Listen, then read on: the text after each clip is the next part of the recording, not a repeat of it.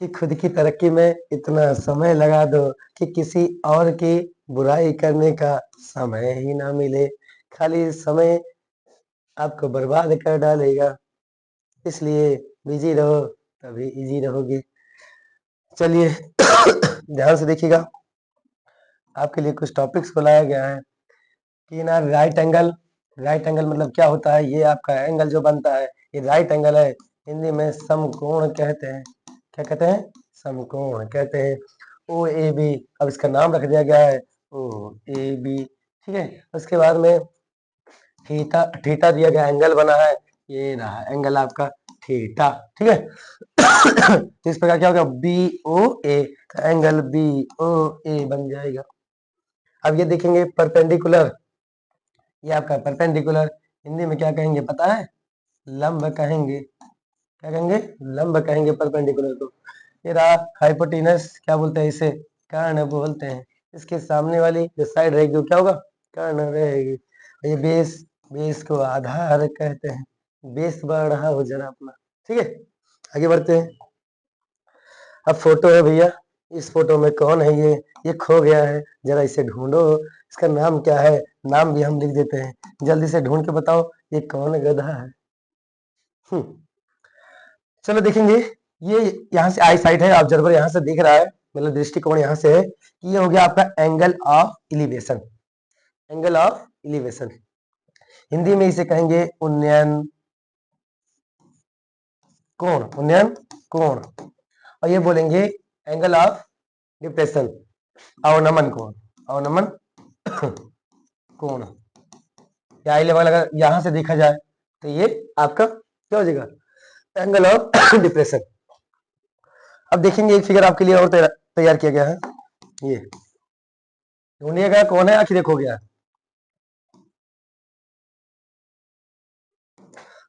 देखेंगे, देखिए ये रहा आपका उन्नयन कोण है, अरे ये रहा आपका उन्नयन कोण है, बोला गया। ये रहा आपका उन्नयन कोण है और ये रहा आपका अवनमन कोण ऊपर से, ठीक है। क्षैतिज रेखा नीचे होती है, लिखा है उन्नयन कोण, अवनमन कोण, angle of elevation, angle of depression. आगे बढ़ते हैं तभी तो सवाल आएगा। चलते हैं, पहला सवाल देखते हैं कि एक मीनार के, सबसे पहले तो एक मीनार बनाओ, हमारे पास शेप्स में मौजूद है। तो एक मीनार, ये होगी मीनार, तिरछी हो सीधी हो बनाओ कैसा भी। उसके बाद इससे 20 मीटर की दूरी पर, यहां से इसके नीचे से 20 सेंटीमीटर है, तो राइट तो करेंगे नहीं, मतलब स्केल से मेजरमेंट तो करेंगे, 20 मीटर है, सेंटीमीटर नहीं है। उसके बाद शिखर का उन्नयन कोण, एंगल ऑफ एलिवेशन, तो आपका क्या रहेगा? ये यहाँ से जो एंगल बन रहा है, कितने का बन रहा है डियर? कितने का? 60 का बन रहा है, 60 डिग्री। तो आपका फार्मूला ए बी सी, कुछ भी मान लीजिए, अक्कल बक्कल चप्पल, ए बी सी। ट्रायंगल किसमें काम वर्क करते हैं? A B C. इन ट्रायंगल ए बी सी या त्रिभुज ए बी सी में जो लिखना है लिखो, जो जो दिया गया है लिख लिया करो। थीटा इक्वल टू 60 डिग्री दिया गया है, A B equal to 20 metre दिया गया है।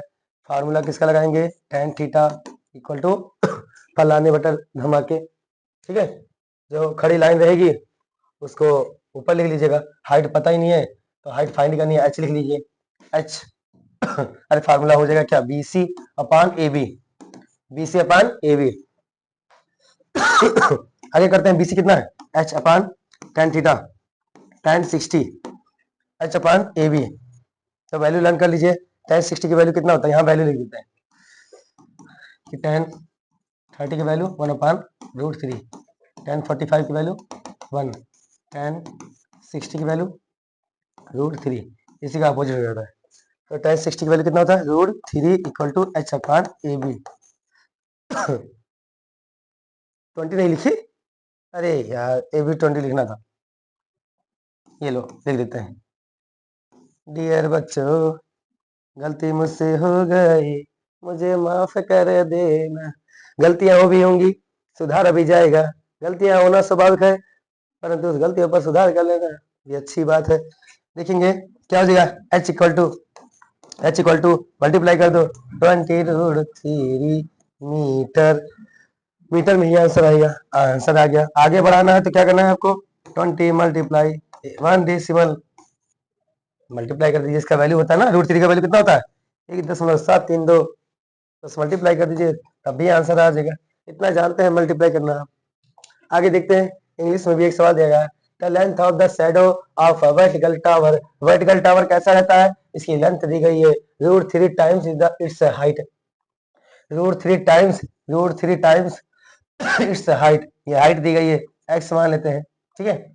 उसके बाद में find the angle of elevation of the sun, यहाँ सन, तो इसका एंगल फाइंड करना है, ए बी सी मान लेते हैं, ए बी सी। क्या करना है, सीधा लगाइए, tan theta equal to x upon X X cancel, tan theta equal to 1/√3, tan इसका वैल्यू है 1/√3, 30 इक्वल टू 1/tan